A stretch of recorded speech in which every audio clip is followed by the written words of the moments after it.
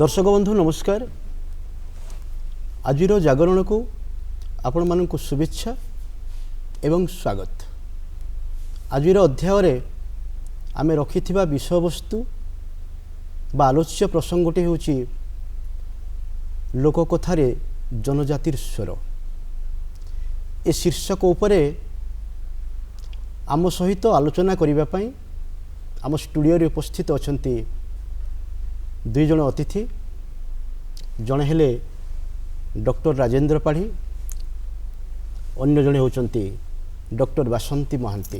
नमस्कार। डॉक्टर पाढ़ी वृत्ति अध्यापना करुथिले एवं अध्यापनारू अवसर पोरे से संस्कृति गवेषणा करुचंती। विभिन्न संस्कृति उपरे एवं लोककथा उपरे विभिन्न जनजाति उपरे तांकर कार्यक्रम जारी रखिचंती एवं से मध्य जने साहित्यिक भी। अन्य पक्षरे डॉक्टर महांती उड़िया साहित्यर विभिन्न विभाग रे लेखनी चालना करती, जेमिति कविता हो, गल्प हो, रम्य रचना हो, स्तंभ हो किंबा अनुवाद साहित्य रे।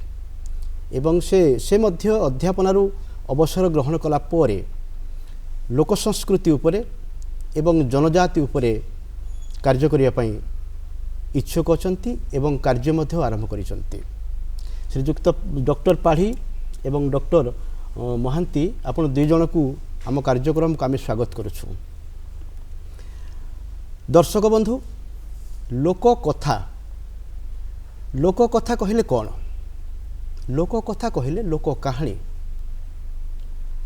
लोक मुखर जो कहानी निश्रुत होई थाए, लोकंक द्वारा जो कहानी मौखिक भाव में निश्रुत होई थाए, बाहरी थाए, ताहाकू लोककथा कह जाए।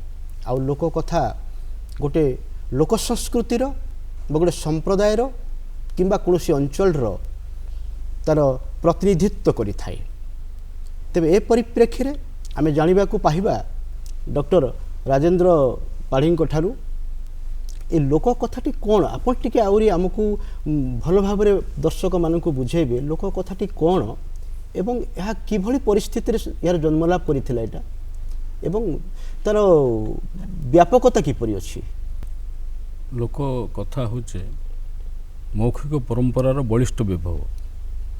लोककथा आदिम मनुष्य सहित अंगांगी भाव जड़ित, एवं मध्य लोक जीवन सहित यह अंगांगी भाव जड़ित।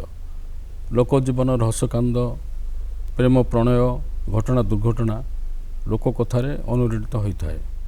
लोककथा आदिम मनुष्य सहित ताल दे आज पर्यंत क्रम विकास करिछि।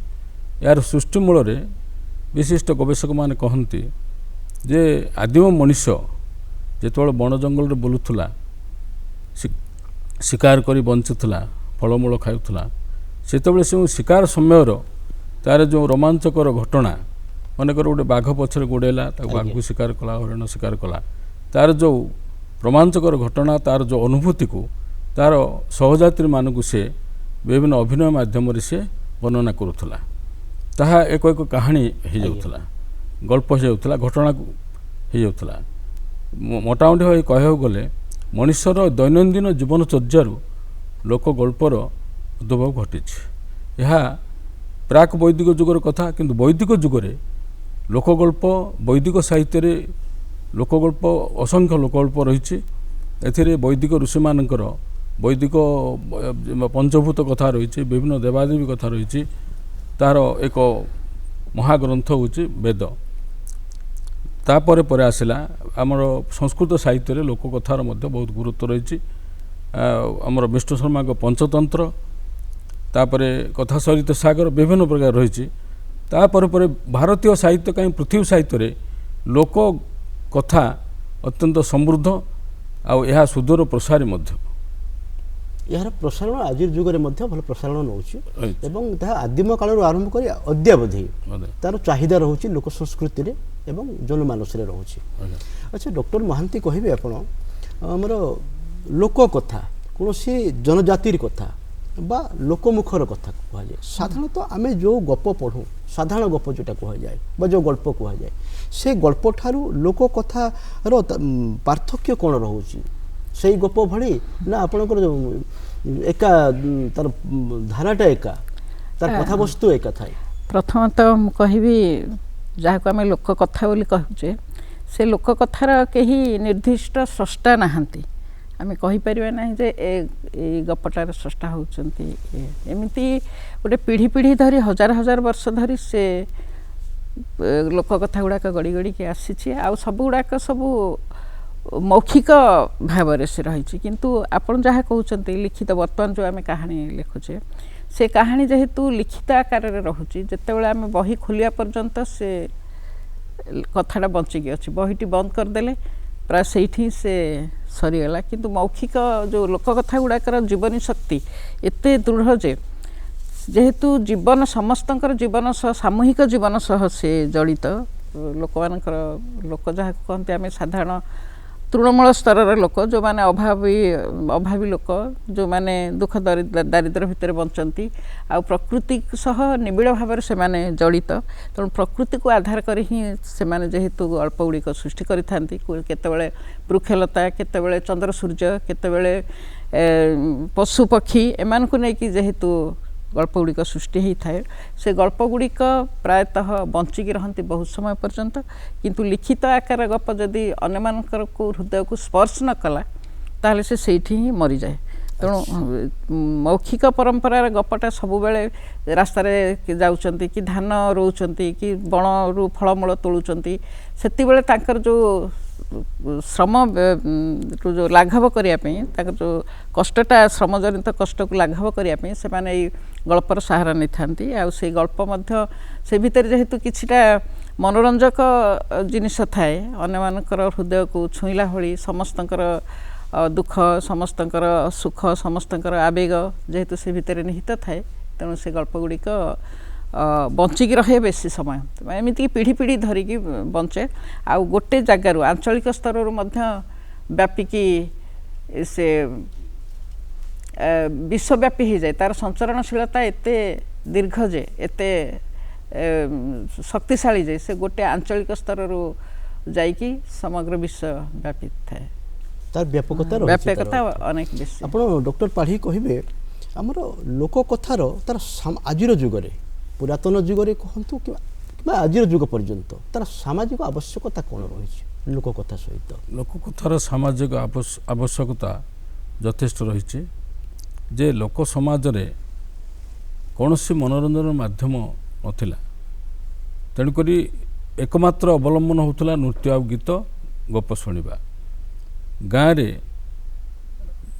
ଆଦିବାସୀ ଗାଁ କୁହନ୍ତୁ, ବିଭିନ୍ନ ଓଡ଼ିଶାର ବିଭିନ୍ନ ପଲ୍ଲୀ ଗାଁ କୁହନ୍ତୁ, ଜେଜେମା, ଜେଜେବାପା, ଆଈ, ଅଜା, ଗ୍ରାମର ବୟସ୍କ ଲୋକ ପିଲାମାନଙ୍କୁ ବସେଇ ଗପ ଶୁଣାଉଥିଲେ। ଗପ ଶୁଣେଇଲେ ହିଁ ପିଲାମାନେ ଶୁଉଥିଲେ। ଗପରେ ପିଲାକୁ ବୋଧ କରାଯାଉଥିଲା। ଗୋଟେ ପିଲାଟି କାନ୍ଦୁଛି, ଛୁଆଟି କାନ୍ଦୁଛି, ତ ଗପ କହିକି, ଗୀତ କହିକି ବୋଧ କରାଯାଉଥିଲା। ଦ୍ୱିତୀୟ କଥା ହେଉଛି ଯେ ଗପଟା କେବଳ ମନୋରଞ୍ଜନ ମାଧ୍ୟମ ନୁହେଁ। ପ୍ରଥମ ହେଉଛି ତାର ମନୋରଞ୍ଜନ, କିନ୍ତୁ ଲୋକଶିକ୍ଷାର ମାଧ୍ୟମ ଭାବରେ ଏହା କାର୍ଯ୍ୟ କରୁଥିଲା। ପ୍ରତ୍ୟେକ ଗପ ଆପଣ ଦେଖିବେ ଧର୍ମର ଜୟ ପାପର କ୍ଷୟ ବାଣୀ ରହିଛି। ଯେ ଅଧର୍ମ କଲା, ଅନ୍ୟାୟ କଲା, ସେ ଦଣ୍ଡ ପାଇଥାଏ। ଯେ ନ୍ୟାୟୀ ଧର୍ମରେ ରହିଲା, ସେ ଜୟଯୁକ୍ତ ହୋଇଥାଏ, ସୁଖ ରହିଥାଏ। ତେଣୁକରି ଗପର ଶେଷରେ ବର୍ଣ୍ଣନା ହେବ ଯେ ସାନ ପୁଅ କି ବଡ଼ ପୁଅ ଯିଏ କାମ କରିଥିଲା, ଭଲ କାମ କରିଥିଲା, ସେ ସୁଖରେ ରହିଲା, ସୁଖରେ ତାର କାଳାତିପାତ କଲା। ପ୍ରତ୍ୟେକ ଗପରେ ଏମିତି ଥିବ। ଗପର ଗୋଟେ ଫର୍ମ ରହିଛି। ଗପର ଫର୍ମ ମାନେ ଗୋଟେ ଦେଶରେ ଗୋଟେ ରାଜା ଥିଲେ, ତାଙ୍କର 2 ପୁଅ ଥିଲେ, ତାଙ୍କର ରାଜଧାନୀ ଏତେ ସୁନ୍ଦର ଥିଲା। ଏସବୁ ଘଟଣାକ୍ରମ ବର୍ଣ୍ଣନା ହେଇ ଶେଷରେ ଯେଉଁ ତାଙ୍କର ଘଟଣା, ସଂଘାତ, ତାଙ୍କର ସଂଘର୍ଷ, ଏସବୁ ବର୍ଣ୍ଣନା ପରେ ଶେଷରେ ତାର କ୍ଲାଇମ୍ୟାକ୍ସରେ ଥିବ ଗପ ଗୋଟେ, ଯେ ଇଏ ନ୍ୟାୟରେ ଥିବାରୁ ସୁଖରେ ରହିଲେ, ଏମିତି ଥିବ। ତେଣୁ ଗପର ଗୁରୁତ୍ୱ, ଉପାଦେୟତା, ସାମାଜିକ ଉପାଦେୟତା ଖାଦ୍ୟ ପାନୀୟ ପରି। ଖାଦ୍ୟ ପାନୀୟ ଯେମିତି ଅତି ଆବଶ୍ୟକ, ଗପ ସେମିତି ଆଦିବାସୀ ସମ୍ପ୍ରଦାୟରେ, ବିଭିନ୍ନ ସମ୍ପ୍ରଦାୟରେ ଗପ ନିହାତି ଭାବରେ ତମର ଅତି ଆବଶ୍ୟକୀୟ ପଦାର୍ଥ। ଗପ ନ କହିଲେ ପିଲା ଶୁଉନଥିଲେ। ଆଉ ପ୍ରତ୍ୟେକ ସନ୍ଧ୍ୟାରେ ଗଳ୍ପ ଆସର ଚାଲୁଥିଲା। କୋରାପୁଟରେ ଗୀତକୁଡ଼ିଆମାନେ, କଳାହାଣ୍ଡିରେ ଭାଟମାନେ, ଏପରି ଗଳ୍ପ ସାଗର ବୋଲି ଗୋଟେ ମଧ୍ୟ ଗୋଟେ ଜାତି ରହିଛନ୍ତି, ପଶ୍ଚିମ ଓଡ଼ିଶାର ଗଳ୍ପସାଗର ତାଙ୍କର ଟାଇଟେଲ୍ ଅଛି। ସେମାନେ ଗପ କହିବାର ଓସ୍ତାଦ, ସେମାନେ ଏକାଧାରେ ଜଣେ ଭାବୁକ ପଣ୍ଡିତ। ଗପରେ ସେମାନେ ସମସ୍ତଙ୍କୁ ମନ୍ତ୍ରମୁଗ୍ଧ କରନ୍ତି। ଗପର ଆବଶ୍ୟକତା ଆଜି ମଧ୍ୟ ଅଛି, ଅତୀତରେ ମଧ୍ୟ ଥିଲା। ଆଜ୍ଞା ଆଜ୍ଞା। ଆଚ୍ଛା ଡକ୍ଟର ମହାନ୍ତି, ଆପଣ କହିବେ ଯେଉଁ କାହାଣୀକୁ ମୌଖିକ ଭାବରେ ପରିବେଷଣ କରାଯାଉଛି ତାକୁ ଆମେ ଲୋକକଥା କହିଲୁ। ସେଟା ମୌଖିକ ଭାବରେ ତାର ନିର୍ଦ୍ଦିଷ୍ଟ କିଛି ଲେଖକ ନଥାନ୍ତି, ସେଟା ପିଢ଼ି ପରେ ପିଢ଼ି ବା କାହିଁ ପରମ୍ପରା ପରେ ଗୋଟେ ଗୋଟେ ପରମ୍ପରାକୁ ତାହା ଆପଣଙ୍କର ବ୍ୟାପକ ହେଇକରି ଆସୁଛି। ତେବେ ମୌଖିକ ଭାବରେ ଯେଉଁ କାହାଣୀଟି କୁହାଯାଉଛି ସେଇ ସମାନ କାହାଣୀକୁ ଯଦି ଲିଖିତ ଭାବରେ ପରିବେଷଣ କରାଯାଏ, ତ କାହାଣୀ କଥାକାର, ଜଣେ କଥାକାର କାହାଣୀ କହିଲା ବେଳକୁ କିଛି ଶ୍ରୋତା ତାକୁ ଶୁଣନ୍ତି, ଏବଂ ତାକୁ ଯଦି ଆମେ ଲିଖିତ ଭାବରେ ପରିବେଷଣ କରିବା କିଛି ପାଠକ ପାଖକୁ ତାହା ପହଞ୍ଚିବ। ଏଣୁ ମୌଖିକ ଭାବରେ କୁହାଯାଉଥିବା ଲୋକକଥାକୁ ବା କାହାଣୀକୁ ଯଦି ତାକୁ ଲିଖିତ ଆକାରରେ ଆମେ ପରିବେଷଣ କରିବା, ତେବେ ଦର୍ଶକ ଆଉ ଶ୍ରୋତା ଏ ଉଭୟ କ'ଣ ସମାନ ପ୍ରକାର ଆନନ୍ଦ ପାଇବେ, ନା ସମାନ ପ୍ରକାର ସେଥିରେ ବିଷୟବସ୍ତୁ ବା କଥାବସ୍ତୁ ବା ବାର୍ତ୍ତା ସେଠି ଦେଇହେବ? ହଁ, ବାର୍ତ୍ତା ବି ଦେଇହେବ। ତାର କିନ୍ତୁ ଗୋଟେ କୌଶଳ ଆମେ ଅବଲମ୍ବନ କରିବା। ଯେମିତି ମୁଁ କହିବି, ଆମର ରାମାୟଣ ମହାଭାରତ ରଚନା ହେବା ପୂର୍ବରୁ ପ୍ରଥମେ ସେ ସାରା ଭାରତ ସେ ଉପାଖ୍ୟାନ ସବୁ ବୁଲୁଥିଲା। ତାପରେ ବ୍ୟାସ ହୁଅନ୍ତୁ କି ବାଲ୍ମୀକି ହୁଅନ୍ତୁ, ଆଗ ମୌଖିକ ଭାବରେ ବୁଲୁଥିଲା, ତାପରେ ତାକୁ ସେମାନେ ଲିଖିତ ଆକାର ରୂପ ନେଲେ। ଯେତେବେଳେ ମୌଖିକ ଆକାରରେ ବୁଲୁଥିଲା ସେହି ସମୟରେ ଗୁଡ଼ାଏ ଲୋକକଥା ମଧ୍ୟ ତା ସହ ସଂଶ୍ଳିଷ୍ଟ ହୋଇଯାଇଥିଲା। ଆଉ ସେ ଲୋକକଥାକୁ ମଧ୍ୟ ସେମାନେ ମହାଭାରତରେ ସ୍ଥାନ ଦେଇଛନ୍ତି, ରାମାୟଣରେ ସ୍ଥାନ ଦେଇଛନ୍ତି। ଆମର ସାରଳା ମହାଭାରତଙ୍କ କଥା କହିବା, ସାରଳା ମହାଭାରତ ଲୋକକଥାର ଖଣି ବୋଲି କହିବା, ଭରପୁର ହେଇକି ଅଛି ସେଥିରେ ଲୋକକଥା। ତେଣୁ ସେ ତ ଥିଲା ସେ ପ୍ରାଚୀନ ଶୈଳୀ। ଏବେ ମଧ୍ୟ ଆମେ ସେଇ ଲୋକକଥାକୁ ଯଦି ସିଧାସଳଖ କହିବା ତାହେଲେ ଲୋକ ସେତେ ଗ୍ରହଣ କରିବେ ନାହିଁ। କିନ୍ତୁ ଆମର ସେ ଲୋକକଥାକୁ ବଞ୍ଚେଇକି ରଖିବା ପାଇଁ ହେଲେ ଗଳ୍ପ ହେଉ କି କବିତା ହେଉ କି ଉପନ୍ୟାସ ହେଉ, ସେ ଭିତରେ ଯଦି ଆମେ ପ୍ରସଙ୍ଗ କ୍ରମେ ସେଇ ଲୋକକଥାକୁ ଆଣିବା ଆଉ ତାକୁ ଆଗ ପଛ କରି ତାକୁ ପ୍ରାସଙ୍ଗିକତା ଭାବେ ମୁଖ୍ୟ ବସ୍ତୁ ସହ ଟିକେ ଜଡ଼ିତ କରିଦେବା, ତାହେଲେ ସେ ଲୋକକଥା ବଞ୍ଚିକି ରହିବ। ଆଉ ଲୋକକଥାର ଯେଉଁ ସାମାଜିକ ଆବେଦନ ଅଛି, ଜୀବନ ସହ ଲୋକକଥାର କେତେ ଯେଉଁ ମାନେ ସମ୍ପୃକ୍ତି ଅଛି, ସେ ସମ୍ପର୍କରେ ମଧ୍ୟ ଅନ୍ୟମାନଙ୍କ ପାଖରେ ପହଞ୍ଚିବ। ଲୋକକଥାଟା ଏମିତି ଲିଖିତ ଆକାରରେ ମଧ୍ୟ ବଞ୍ଚିକି ରହିବ, କିନ୍ତୁ ତାକୁ ସେଇଭଳି କୌଶଳ ଅବଲମ୍ବନ କରିକି ବଞ୍ଚେଇ ରଖିବାର ଅଛି। ଆଚ୍ଛା, ଡକ୍ଟର ପାଢ଼ୀଙ୍କୁ ପଚାରିବା ଏବେ ପରବର୍ତ୍ତୀ ପ୍ରଶ୍ନ। ଆମେ ଜାଣିବାରେ କୌଣସି କାହାଣୀ ତାର କଥାବସ୍ତୁ, ତାର ଗତିଶୀଳତା ଏବଂ ଚରିତ୍ରମାନଙ୍କର ତାଙ୍କର ଆବଶ୍ୟକତା ଅନୁସାରେ ବା ସେଥିରେ ରହିଥିବା ବାର୍ତ୍ତାକୁ ନେଇକରି ତାହା ଭିନ୍ନ ଭିନ୍ନ ହୋଇଥାଏ, ପ୍ରତ୍ୟେକ କାହାଣୀ ବା ପ୍ରତ୍ୟେକ ଗଳ୍ପ। ତେବେ ଆପଣ ଏ ପରିପ୍ରେକ୍ଷୀରେ କହିବେ ଏ ଲୋକକଥାର ପ୍ରକାରଭେଦ କିଭଳି ଭାବରେ? ଲୋକକଥା ଘଟଣା, ବିଷୟବସ୍ତୁ, ଚରିତ୍ରକୁ ନେଇ ବିଭିନ୍ନ ପ୍ରକାର ଭେଦ ହୋଇଥାଏ। ମନେକର ବଉଳା ଗାଈକୁ ନେଇକି ବଉଳା ଗପ, କନ୍ଧ ଲୋକକଥା ମଧ୍ୟ ରହିଛି, ଆପଣଙ୍କର କଲୁରୀ ବେଣ୍ଟ କଥା ରହିଛି, ଆଜ୍ଞା, ବିଭିନ୍ନ ପ୍ରକାର ବିଷୟବସ୍ତୁକୁ ନେଇକି ରହିଛି। କିନ୍ତୁ ମୁଖ୍ୟତଃ ଏହାକୁ ବିଭିନ୍ନ ପ୍ରକାର ବିଷୟବସ୍ତୁରେ ବିଭକ୍ତ କରାଯାଇଛି। ଗୋଟେ ହେଉଛି କାଳ୍ପନିକ ଲୋକକଥା, ଗୋଟେ ହେଉଛି ଅସୁର ଅସୁରଣୀ ଲୋକକଥା, ସୁଆସାରୀ ଲୋକକଥା, ଧର୍ମୀୟ ରାମାୟଣ ମହାଭାରତ ବିଭିନ୍ନ ଧର୍ମକୁ ନେଇ ଲୋକକଥା, ପଶୁପକ୍ଷୀ ଲୋକକଥା, ଆଉ କିଛି ଅଛି ଯେଉଁଗୁଡ଼ାକ ମିଥ୍ ଧର୍ମୀ, ସୃଷ୍ଟି ଧର୍ମୀ ଲୋକକଥା। କେମିତି ସଲ୍ପ ଗଛ କେମିତି ବାହାରିଲା, କେମିତି ବଳି ପ୍ରଥାର ଉଦ୍ଭବ କେମିତି ହେଲା, ଧାନର କେମିତି ସୃଷ୍ଟି ହେଲା, କେରଙ୍ଗ ବସ୍ତ୍ର ଗାଧୁଆମାନ କେମିତି ସୃଷ୍ଟି ହେଲା, ସୃଷ୍ଟିମୂଳକ ମଧ୍ୟ ଲୋକକଥା ଅଛି। ଆଉ କିଛି ଅଛି ବିଭିନ୍ନ ସାଧୁ ସନ୍ଥ ଦେବାଦେବୀଙ୍କ ମହାତ୍ମାମୂଳକ ଲୋକକଥା। ଏହାକୁ ବହୁବିଧ ଭାବରେ ବିଭକ୍ତ କରାଯାଇଛି। ଆଚ୍ଛା, ଲୋକରତ୍ନ କୁଞ୍ଜ ବିହାର ଦାସ ସେ 7 ଭାଗରେ ବିଭକ୍ତ କରିଛନ୍ତି। ମୁଁ ଯାହା ଯାହା କହିଲି ତାକୁ ଲୋକରତ୍ନ କୁଞ୍ଜ ବିହାର ଦାସ ବିଭକ୍ତ କରିଛନ୍ତି। ଆଜ୍ଞା, ଆପଣ ଡକ୍ଟର ମହାନ୍ତି କହିବେ କୌଣସି ଆପଣଙ୍କର ଲୋକକଥାଟି ଦେଖନ୍ତୁ, ଯେକୌଣସି ଲୋକକଥା କିମ୍ବା କୌଣସି କାହାଣୀ ବା କୌଣସି ଗଳ୍ପ କଥା ଆମେ ଚିନ୍ତା କରିବା, ତାର ପ୍ରଥମ କାର୍ଯ୍ୟ ବା ପ୍ରଥମ କାମ ହେଉଛି ଆପଣ ମନୋରଞ୍ଜନ ଲୋକଙ୍କୁ ଆନନ୍ଦ ଦେବା, ଲୋକ ଟିକେ ଆନନ୍ଦିତ ହେବେ ବା ଖୁସି ପାଇବେ, କିଛି ଆମୋଦ ପ୍ରମୋଦର ଗୋଟେ ମାଧ୍ୟମ ବୋଲିକରି ବି କୁହାଯାଇପାରିବ। ତେବେ ଲୋକକଥାର ମଧ୍ୟ ତାର ପ୍ରାଥମିକ କାର୍ଯ୍ୟ ହେଲା ମନୋରଞ୍ଜନଟି। ୟା ବାଦ ଏହାର ଅନ୍ୟାନ୍ୟ ଦିଗ ମଧ୍ୟ ରହୁଛି। ଯେମିତି ଏହା ଯେଉଁ ସମ୍ପ୍ରଦାୟରୁ ଆପଣଙ୍କର ଆସିଛି ଲୋକ କଥାଟି ଉତ୍ପତ୍ତି ହେଇଛି ସେଇ ସମ୍ପ୍ରଦାୟର ତାଙ୍କୁ ନୈତିକ ଶିକ୍ଷା ଦେବା ପ୍ରଦାନ କରିବା ଏବଂ ସାମାଜିକ ବନ୍ଧନକୁ ଦୃଢ଼ କରିବା ଏବଂ କିଛି ଐତିହାସିକ ଘଟଣାବଳୀକୁ ତାହା ବ୍ୟାଖ୍ୟା କରିବା। ତେବେ এই ପ୍ରଶ୍ନକୁ ଆପଣ ଆଧାର କରିକି ଆଉ କ'ଣ କହିବେ ଆପଣଙ୍କ ଦୃଷ୍ଟିଭଙ୍ଗୀରେ ଆଉ କ'ଣ ସବୁ ରହୁଛି ଲୋକ କଥାର ଆଉ କ'ଣ ଭୂମିକା ରହୁଛି ବୋଲି ଆପଣ ଭାବନ୍ତି? ପ୍ରଥମ ମୁଁ କହିବି ମଣିଷର ଚରିତ୍ର ହେଉଛି ସିଏ ବିଶୃଙ୍ଖଳିତ ହେବ କିନ୍ତୁ ତାକୁ ଶୃଙ୍ଖଳିତ କରାଯାଏ। କେବଳ ମଣିଷ ନୁହଁ ଆମର ଯେଉଁ ଫିଜିକ୍ସର ଗୋଟେ ତତ୍ତ୍ୱ ଅଛି ପ୍ରତ୍ୟେକ ଜିନିଷ ଦୁନିଆର ପ୍ରତ୍ୟେକ ବସ୍ତୁ ବିଶୃଙ୍ଖଳିତ ହେବା ପାଇଁ ଉଦ୍ଗ୍ରୀବ ହେଇକି ଥାନ୍ତି ତାଙ୍କୁ ଶୃଙ୍ଖଳିତ କରାଯାଏ। ମଣିଷ ସମାଜ ମଧ୍ୟ ସେଇଆ ଯେଉଁ ଆମର କେବଳ ମୌଖିକ ଆମେ ତ ପ୍ରାଥମିକ ପର୍ଯ୍ୟାୟ କଥା ଗଳ୍ପ କଥା ଆଲୋଚନା କରୁଛେ ସେତେବେଳେ ମଧ୍ୟ ପିଲାମାନେ ହୁଅନ୍ତୁ ଯୁବ ସମାଜ ହୁଅନ୍ତୁ ସେମାନେ ବିଶୃଙ୍ଖଳିତ ହେଉଥିଲେ କି ଘରମାନଙ୍କର ବୋହୂମାନଙ୍କ ଭିତରେ ମଧ୍ୟ ତାଙ୍କ ଭିତରେ ଯେଉଁ ପଡ଼େନି ଭଲ ସେମାନଙ୍କୁ ମଧ୍ୟ ଶୃଙ୍ଖଳିତ କରିବା ପାଇଁ ବୟସ୍କ ଲୋକମାନେ କି ଯେଉଁ ଶିକ୍ଷକମାନେ କି ସମାଜରେ ଯେଉଁମାନେ ସବୁ ଟିକେ ଜ୍ଞାନୀ ଗୁଣୀ ଥାଆନ୍ତି ମାନେ ଶିକ୍ଷାଗତ ଯୋଗ୍ୟତା ନଥାଉ କିନ୍ତୁ ତାଙ୍କ ଭିତରେ ଯେଉଁ ମେଧା ଥାଏ ବା ତାଙ୍କ ଭିତରେ ଯେଉଁ ଜ୍ଞାନ ଥାଏ ତାରି ମାଧ୍ୟମରେ ସେମାନେ ଶୃଙ୍ଖଳିତ କରିବା ପାଇଁ ଚେଷ୍ଟା କରନ୍ତି। ଯେମିତି ଆମର ବିଷ୍ଣୁ ଶର୍ମା ଯେଉଁ ସେ ରାଜାଙ୍କର ପୁଅମାନଙ୍କୁ ଶୃଙ୍ଖଳିତ କରିଥିଲେ ସେ ସବୁଗୁଡ଼ାକ ଥିଲା ଲୋକକଥା।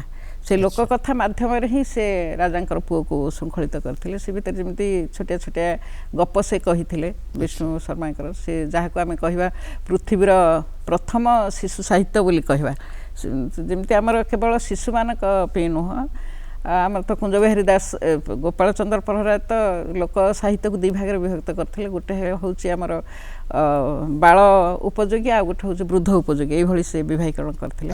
ତେଣୁ ସେଇ ଯେଉଁ ସମାଜରେ ବିଶୃଙ୍ଖଳିତ ସମାଜକୁ ଶୃଙ୍ଖଳିତ କରିବା ପାଇଁ ଗଳ୍ପ ମାଧ୍ୟମରେ ସେମାନେ ଗଳ୍ପଟାକୁ ମାଧ୍ୟମ କରୁଥିଲେ ଆଉ ସେଇ କାଳ୍ପନିକ ସେତେବେଳେ ସମ୍ପୂର୍ଣ୍ଣ ଭାବରେ କାଳ୍ପନିକ ଗଳ୍ପ ସେମାନେ କହୁଥିଲେ ଗଳ୍ପ ମାଧ୍ୟମରେ ଠିକ୍ କରୁଥିଲେ। ତାପରେ ଆଉ ଗୋଟେ କଥା ଆମର ଯେଉଁ ଓଷାବ୍ରତ କଥା ଆପଣମାନେ ସବୁ ତ ପଢ଼ିଥିବେ ଜାଣିଥିବେ ଅନୁଭବରେ ଥିବ ଓଷାବ୍ରତରେ ଥାଏ ଜଣେ ସମ୍ପୂର୍ଣ୍ଣ ପାପୀଟେ ହେଇଥିବ ଦୁଷ୍ଟ ଲୋକଟେ ହେଇଥିବ ଅତ୍ୟାଚାରୀଟେ ହେଇଥିବ ସିଏ ଯେତେବେଳେ ଲୋକ କଥା ବା ଓଷାବ୍ରତର କଥା ଶୁଣୁଛି ବା ଓଷାବ୍ରତ ପାଳନ କରୁଛି ଓଷାବ୍ରତ ମୂଳରେ ଥାଏ ସେ ଗୋଟେ ବହିଟେ ଛୋଟିଆ ଚଟି ବହିଟେ ଯେଉଁଟା ଲୋକ କଥାର ଆଧାର କରିଥାଏ ସେଇ ଲୋକ କଥା ଶୁଣିଲା ପରେ ସେ ଅତ୍ୟାଚାରୀଟେ ସେ କେମିତି ଶାନ୍ତ ହେଇଯାଉଛି ଗୋଟେ ପାପୀ ଲୋକଟେ ସେ କେମିତି ପୁଣ୍ୟବାନ ହେଇଯାଉଛି ଏଇସବୁ ଜିନିଷ ଯାହା ରହୁଛି ତେଣୁ ଏଇ ପ୍ରଭାବଟା ସମାଜକୁ ଶୃଙ୍ଖଳିତ କରିବା ପାଇଁ ଲୋକ କଥାର ବହୁତ ପ୍ରଭାବ ରହିଛି କାରଣ ସେଇ ଯେଉଁ ଗପ ଗୁଡ଼ାକରେ ଗୋଟେ ନୀତି ଶିକ୍ଷା ଥାଏ ସେଇ ନୀତି ଶିକ୍ଷା ପ୍ରାୟତଃ ମଣିଷ ଉପରେ ପଡ଼େ। ମଣିଷ ଯେହେତୁ ସଦା ସର୍ବଦା ନିଜକୁ ମଧ୍ୟ ସଜାଡ଼ିବା ପାଇଁ ଚେଷ୍ଟା କରେ ଆଉ ବେଳେବେଳେ ସଜାଡ଼ି ହେଇଥିବା ମଣିଷ ମଧ୍ୟ ବିଗିଡ଼ିଯାଏ। ଲୋକ କାହାଣୀ ଆମର ଜନଜାତିର ଆଦିମତାକୁ ନେଇକରି କ'ଣ କହେ ତାଙ୍କର ବଞ୍ଚିବାର ଶୈଳୀକୁ ନେଇକରି କ'ଣ କହେ ତାଙ୍କର ଧାର୍ମିକ ଭାବନାକୁ ନେଇକରି କ'ଣ କହେ ଡକ୍ଟର ପାଢ଼ୀ? ଲୋକ କାହାଣୀରେ ସାମାଜିକ ଧାର୍ମିକ ଭାବନା ନିହିତ ରହିଥାଏ ତାକୁ ଛାଡ଼ିକି ତ ଲୋକ କାହାଣୀ ସୃଷ୍ଟି ହୋଇନଥାଏ। ଆଦିମ ସଂସ୍କୃତିର ଯେତିକି ଚଳଣି ରୀତିନୀତି ପ୍ରଥା ପରମ୍ପରା ଲୋକ କଥାରେ ରହିଛି ଲୋକଗୀତରେ ମଧ୍ୟ ରହିଛି। ଧାର୍ମିକ ଭାବନା କହିଲେ ଗୋଟେ କଥା ସେଠି ରହିଛି ଯେ ପ୍ରକୃତି ତାଙ୍କର ଦେବତା ପ୍ରକୃତିର ସବୁ ଉପାଦାନ ଭିତରେ ସେ ଦେବତ୍ୱର ଆରୋପ ଜଳ ଜମି ଜଙ୍ଗଲ ଆଉ ପାହାଡ଼ ପର୍ବତ ଗଛ ବୃକ୍ଷ ସବୁ ଦେବତା ଏ ସମ୍ପର୍କରେ ପ୍ରକୃତିକୁ ନେଇ ବହୁତ ଗୁଡ଼ିଏ ଗପ ଅଛି ବହୁତ ଗୁଡ଼ିଏ ଗଳ୍ପ ରହିଛି। ପ୍ରକୃତିକୁ ନେଇକି ତାଙ୍କର ଗପ ଗୀତ ମିଥ୍ ବହୁତ ଗୁଡ଼ିଏ ରହିଛି। ଏଇ ଯେଉଁ ପ୍ରକୃତିକୁ ପୂଜା କରିବା ମନେକର ବିଭିନ୍ନ ପୃଥିବୀ କେମିତି ସୃଷ୍ଟି ହେଲା ପୃଥିବୀ କେମିତି ମା ହେଲେ ଚନ୍ଦ୍ର ସୂର୍ଯ୍ୟ କେମିତି ସୃଷ୍ଟି ହେଲେ ଚନ୍ଦ୍ର ସୂର୍ଯ୍ୟଙ୍କୁ କେମିତି ପୂଜା କଲେ ଜଳକୁ ଜଳକାମିନୀ ବୋଲିକି ଜଳର ଦେବୀ ହେଉଛନ୍ତି ଜଳକାମିନୀ ତାଙ୍କୁ କେମିତି ବିଭିନ୍ନ ଶସ୍ୟକୁ କେମିତି ପୂଜା କରାହେଲା ଏସବୁ ଲୋକ କଥାରେ ରହିଛି। ବିଶେଷ ଭାବରେ ଲୋକ କଥା ସହିତ ଏସବୁ ପ୍ରକୃତି ଜଡ଼ିତ ପ୍ରକୃତି ମଣିଷ ଆଉ ଈଶ୍ୱର ଆଦିବାସୀ ସଂସ୍କୃତିରେ ସମନ୍ୱିତ ଭାବ ଏ ତିନିକୁ ଛାଡ଼ିଲେ ତାଙ୍କ ଜୀବନରେ କୌଣସି ଅର୍ଥ ନାହିଁ। ଡକ୍ଟର ମହାନ୍ତି କହିବେ ଆପଣ ଯେଉଁ କିମ୍ବଦନ୍ତୀ ସବୁ ରହୁଛି ଆଦିମ କିମ୍ବଦନ୍ତୀ କିମ୍ବା କିମ୍ବଦନ୍ତୀ ପୁରୁଷ ଯେଉଁ ଆପଣ ଲକ୍ଷ୍ମଣ ନାୟକ ହେଲେ ବିର୍ସା ମୁଣ୍ଡା ହେଲେ ଏମାନଙ୍କୁ ନେଇକରି ଆମର ଲୋକ କଥା କ'ଣ କହେ ବା ସେମାନଙ୍କୁ ନେଇକରି ଲୋକ କଥା କେମିତି କେତେ ମୁଖରିତ ହେଇଛି ବୋଲି ଆପଣ ଭାବନ୍ତି? ଲୋକ କଥା ବହୁତ ମୁଖରିତ ହେଇଛି। ଆମେ ଆମର ନବରଙ୍ଗପୁର ଜିଲ୍ଲାରେ ସନୁବାଝୀ ବୋଲି ଜଣେ ଥିଲେ ସ୍ୱାଧୀନତା ସଂଗ୍ରାମୀ, ତାଙ୍କୁ ନେଇକି ଅନେକ କିମ୍ବଦନ୍ତୀ ଭଳି କାହାଣୀ ଆସେ। ଯେମିତି ତାଙ୍କ ସମ୍ପର୍କରେ କଥା ଉଠିଲେ କୁହାଯାଏ, ସେ କହୁଥିଲେ ମୁଁ ଦିନରେ ହନୁ ରାତିରେ ସନୁ। ଯେତେବେଳେ ସ୍ୱାଧୀନତା ସଂଗ୍ରାମ ସେ ଲଢ଼ୁଥିଲେ, ସିଏ ଦିନସାରା ଗଛରେ, ତାଙ୍କ ନାଁରେ ସେତେବେଳେ ଇଂରେଜ ସରକାର 5,000 ଟଙ୍କା ମୁଣ୍ଡ ଜାମିନ ରଖିଥିଲେ, ତାଙ୍କୁ ଯିଏ ଧରିଦେବ 5,000 ଟଙ୍କା ପାଇବ। ସେଇଥିପାଇଁ ସେ ଦିନସାରା ଲୁଚି ଲୁଚି ରହୁଥିଲେ, ଗଛରେ ରହୁଥିଲେ। ଆଉ ରାତି ହେଲେ ସେ ମହାତ୍ମା ଗାନ୍ଧୀଙ୍କର ବାର୍ତ୍ତା ଯେଉଁ ପ୍ରଚାର କରୁଥିଲେ, ରାତିରେ ସେ ପ୍ରଚାର କରୁଥିଲେ। ତେଣୁ ସିଏ ସେତେବେଳେ ଯାହା କହୁଥିଲେ ଏବେ ମଧ୍ୟ ସେ ଅଞ୍ଚଳରେ ପରିଚିତ କଥା। ଯିଏ ଏବେ ସେମିତି ଆତ୍ମଗୋପନ କଲା କୌଣସି କାରଣରୁ, ତାକୁ ନେଇକି କୁହାଯାଏ ଦିନରେ ହନୁ, ସେ ତ ଦିନରେ ହନୁ ରାତିରେ ସନୁ, ସେମିତି ସେଇଭଳି କୁହାଯାଏ। ସେମିତି ବିର୍ସା ମୁଣ୍ଡାକୁ ସେତେବେଳେ ତାଙ୍କର ସେ ଏତେ ଲୋକହିତକର କାମ କରୁଥିଲେ, ତା ସହ ସେ ସ୍ୱାଧୀନତା ସଂଗ୍ରାମୀ ଥିଲେ, ତା ଛଡ଼ା ଲୋକହିତକର କାମ ବହୁତ କରୁଥିଲେ। ଲୋକମାନେ ଯେତେବେଳେ ଦୁଃଖ ଯନ୍ତ୍ରଣାରେ ପଡ଼ୁଛନ୍ତି, ତାଙ୍କୁ ମାନେ ତାଙ୍କର ସେ ଦୁଃଖକୁ କେମିତି ଲାଘବ କରାଯିବ, କେମିତି ଉପକାର କରାଯିବ, ସେମାନେ ତାକୁ ଗୋଟେ ତ୍ରାଣକର୍ତ୍ତା ବୋଲି ଭାବୁଥିଲେ। ଏମିତି ବିର୍ସା ମୁଣ୍ଡାକୁ ସେ ଭଗବାନ ବୋଲି ଭାବୁଥିଲେ, ଈଶ୍ୱର ବୋଲି ଭାବୁଥିଲେ। ସେଇ ଯେଉଁ ଚିନ୍ତା ଚେତନାଟା ସେମାନଙ୍କ ଭିତରେ ଥିଲା, ସେମାନେ ସାଧାରଣ ମଣିଷ ବୋଲି ଭାବୁନଥିଲେ ବିର୍ସା ମୁଣ୍ଡା। ଏଇଠି ମଧ୍ୟ ଆମେ ଦେଖିବା କିଛିଟା ଜନଜାତିର ଯେଉଁ ବିଶ୍ୱାସ, ସାଧାରଣ ମଣିଷକୁ ଦେବତା ବୋଲି କହନ୍ତି।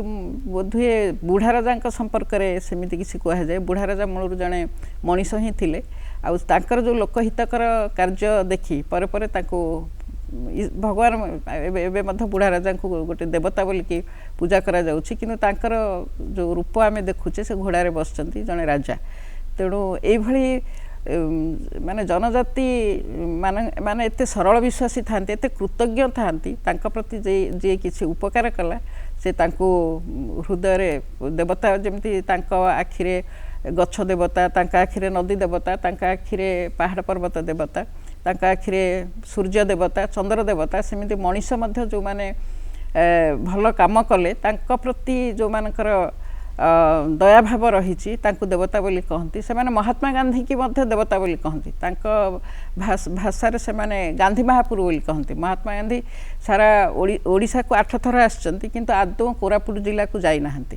ତଥାପି ମହାତ୍ମା ଗାନ୍ଧୀକି ଆଦିବାସୀ ଜନତା, କୋରାପୁଟର ଲୋକ ଯେଉଁଭଳି ଭାବରେ ସମ୍ମାନ ଦିଅନ୍ତି, ଆଉ ତାଙ୍କୁ ଯେମିତି ତାଙ୍କ କଥା ମାନନ୍ତି, ଏମିତିକି ତାଙ୍କ କାମ ଯେଉଁମାନେ କରୁଥିଲେ କଂଗ୍ରେସ କର୍ମୀମାନେ, ତାଙ୍କୁ ମଧ୍ୟ ଏମାନେ ଗାନ୍ଧୀ ଗୁମାସ୍ତା ବୋଲି ନାଁ ଦେଇଥିଲେ। ସାରା ଭାରତ ଭିତରେ ଏମିତି ଶବ୍ଦ ଆମେ କେଉଁଠି ଦେଖିନେ, ଯେମିତି ଆଦିବାସୀ ଜନଜାତି ମାନେ ଯେମିତି ଯାହା ପ୍ରତି କୃତଜ୍ଞ ରହନ୍ତି ବା ଯିଏ ଭାବନ୍ତି ତାଙ୍କ ଦ୍ୱାରା ତାଙ୍କ କଥା ଯିଏ ଚିନ୍ତା କରୁଛନ୍ତି, ତାଙ୍କୁ ଟିକେ ସ୍ନେହ ମମତା ଦେଉଛନ୍ତି, ଟିକେ ଭଲ ପାଇବା ଦେଉଛନ୍ତି, ସେମାନଙ୍କୁ ଦେବତା ବୋଲି ସେମାନେ ଭାବନ୍ତି। ଏ ଭିତରୁ ତାଙ୍କୁ ମଧ୍ୟ ଆମେ ତାଙ୍କର ଯେଉଁ ଲୋକଚରିତ୍ର, ଜନଜାତି ଲୋକଚରିତ୍ର ମଧ୍ୟ ଆମେ ଏଠୁ ଅଧ୍ୟୟନ କରିବା। ସେମାନେ କେତେ ସରଳ, କେତେ କୃତଜ୍ଞ ମଣିଷ ସେମାନେ।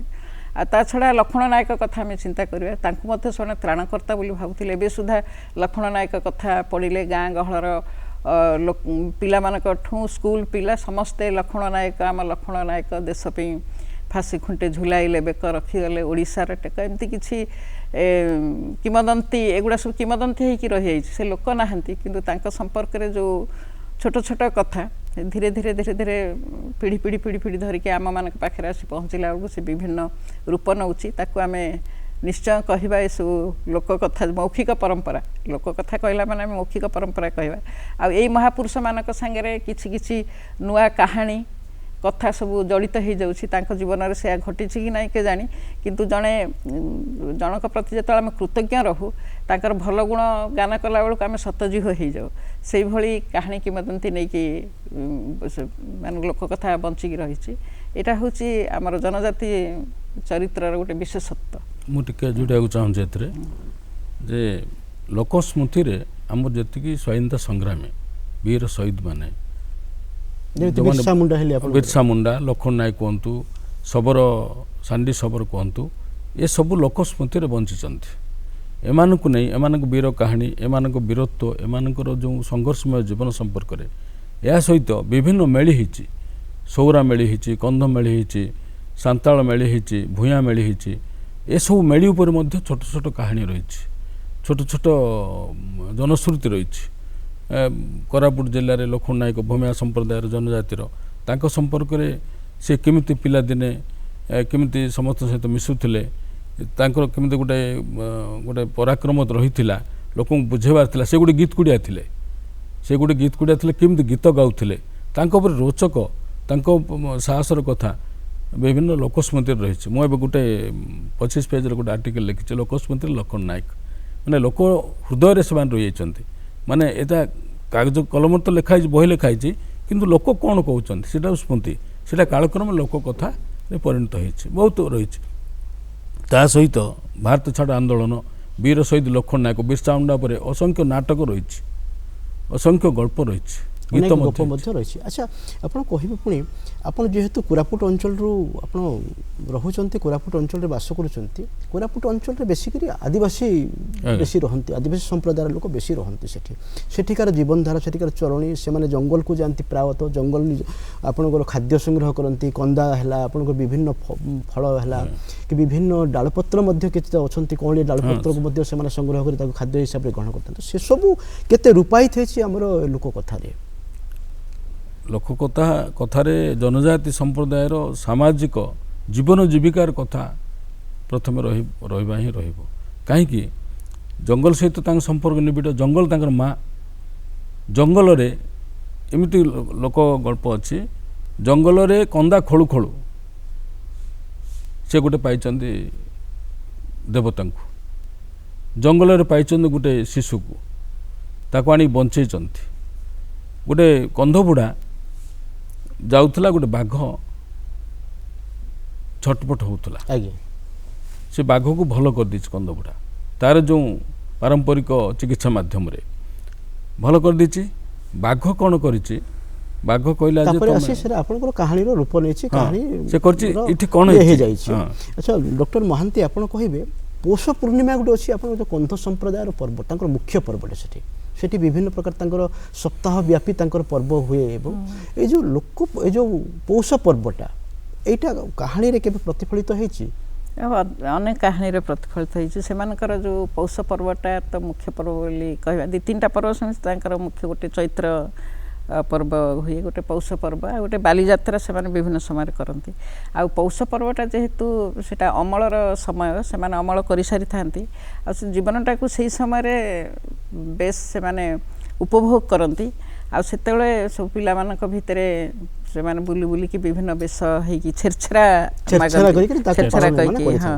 ଆଉ ଏଗୁଡ଼ାକ ବ୍ୟକ୍ତିଗତ ଅନୁଭବରୁ କହିବେ ଡକ୍ଟର ପାଢ଼ୀ, ଏ ଲୋକ କଥା ଯେଉଁଟା ରହୁଛି ଆମର, ଏହା ଆପଣଙ୍କର ଯେଉଁ ମର୍ଯ୍ୟାଦା ପାଇବା କଥା ସେ ମର୍ଯ୍ୟାଦା ପାଉଛି କି ୟା ପାଇଁ ଆଉ କ'ଣ ସବୁ ପଦକ୍ଷେପ ନିଆଯିବା ଦରକାର? ଏହାର ପ୍ରସାରଣ ଠିକ୍ ହେଉଛି କି? ଯେଉଁମାନେ ଲୋକ କାହାଣୀ ଯେଉଁମାନେ କହନ୍ତି ବା ଗୀତ ଗାଆନ୍ତି, ସେମାନେ ଜଣେ ଜଣେ ଆଶୁ କବି, ଗାୟକ ଗାୟିକା, କଥକ, ସେମାନେ ପଣ୍ଡିତ, ସେମାନେ ଭାବୁକ। ସମାଜରେ ତାଙ୍କ ମର୍ଯ୍ୟାଦା, ସମାଜରେ ତାଙ୍କ ମର୍ଯ୍ୟାଦା ରହିଛି, ସମାଜରେ ତାଙ୍କର ମର୍ଯ୍ୟାଦା ଅଛି, ଲୋକ ଆଦର କରନ୍ତି, ସମାଜରେ ମଧ୍ୟ ତାର ମର୍ଯ୍ୟାଦା ରହିଛି ଏବଂ ବିଶ୍ୱ ଦରବାରରେ ଯେଉଁ ଲୋକ କଥା ଯେଉଁ ସ୍ତରକୁ ଯିବା କଥା ସେ ସ୍ତରକୁ ଯାଉଛି। ଆପଣ କହିବେ ଡକ୍ଟର ମହାନ୍ତି, ଆପଣ ଯେହେତୁ ଶିକ୍ଷା ବିଭାଗରେ ଆପଣ ଚାକିରି କରୁଥିଲେ ଏବଂ ଅବସର ନେଇଛନ୍ତି, ଶିକ୍ଷା ବିଭାଗରେ ଲୋକ କଥାକୁ କେତେ ପ୍ରାଧାନ୍ୟ ଦିଆଯାଉଛି, ତାର ମାନ୍ୟତା ପାଉଛି କି ଶିକ୍ଷା ବିଭାଗରେ? ସ୍ୱତନ୍ତ୍ର ଭାବରେ ଗୋଟେ ପେପର ମଧ୍ୟ ରହୁଛି, ଲୋକ ସାହିତ୍ୟ ପାଇଁ ପେପର ରହୁଛି। ତାପରେ କିଛି ଯେଉଁ ଅନ୍ୟାନ୍ୟ ଗପ କବିତା ଭିତରେ ମଧ୍ୟ ବେଳେବେଳେ ପଶି ଆସୁଛି କିଛି, ଯେମିତି ଛୋଟ ଛୋଟ କୋଶ୍ଚିନ୍ ବି ସେମାନଙ୍କୁ ପଡ଼େ, ଆପଣା ଦୋଷ ପ୍ରାଣୀ ମରେ, କି ଯେଉଁ ଧୀର ପାଣି ପଥର କାଟେ, କର୍ଣ୍ଣ ମଲ୍ଲେ 5 ଅର୍ଜୁନ ମଲ୍ଲେ 5, ଦର୍ଶକ ବନ୍ଧୁ ଏଗୁଡ଼ା ସବୁ ଆଜି ଲୋକ କଥାରେ ଜନଜାତିର ସ୍ୱର ଏହି ଶୀର୍ଷକ ଉପରେ ଆମେ ଯେଉଁ ତଥ୍ୟଟି ଆପଣମାନଙ୍କୁ ଦେଇଛୁ, ଆମେ ଆଶା କରିବୁ ନିଶ୍ଚିତ ଆପଣମାନଙ୍କୁ ଆନନ୍ଦ ଦେଇଥିବ, ଆପଣ କିଛି ନୂଆ ତଥ୍ୟ ପାଇଥିବେ, ନୂଆ କିଛି ସୂଚନା ପାଇଥିବେ। ଏବଂ ଆଜିର ଏହି ଆଲୋଚନାରେ ଭାଗ ନେଇ ଡକ୍ଟର ପାଢ଼ୀ ଏବଂ ଡକ୍ଟର ମହାନ୍ତି ଆମକୁ ଅନେକ ଗୁରୁତ୍ୱପୂର୍ଣ୍ଣ ତଥ୍ୟ ପ୍ରଦାନ କରିଛନ୍ତି, ଏଣୁ ସେମାନଙ୍କୁ ଆମେ ଧନ୍ୟବାଦ ଦେଉଛୁ, ରହୁଛୁ ଆଜିର କାର୍ଯ୍ୟକ୍ରମ ପାଇଁ। ନମସ୍କାର।